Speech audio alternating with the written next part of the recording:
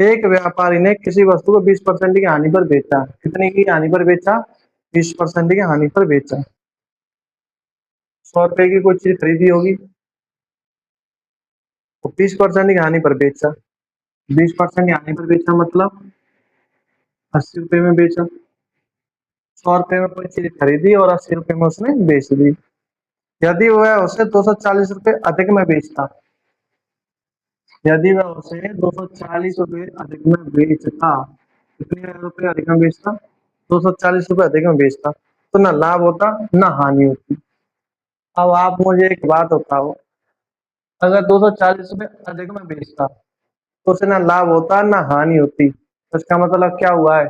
100 रुपए की कोई चीज खरीदी होगी और लास्ट में 100 में ही बेचता, तभी तो लाभ या हानि नहीं होती। भाई लाभ या हानि, no profit and no loss कब होगा? जितने में कोई चीज खरीदी होगी उतने में ही बेच दे, तभी तो होगा।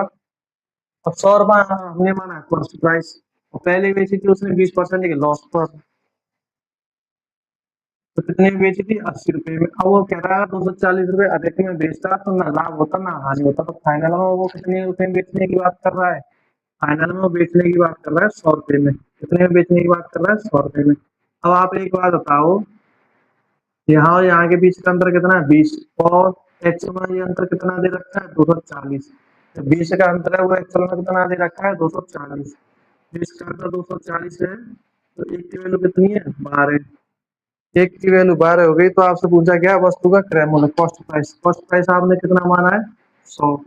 आपने कॉस्ट प्राइस 100 माना है, तो 100 की वैल्यू कितनी हो जाएगी? 1200। होगी कि नहीं होगी? होगी कि नहीं होगी? क्यों भाई? ये आपका 1200 आंसर हो गया। ठीक है मेरे विद्यार्थियों।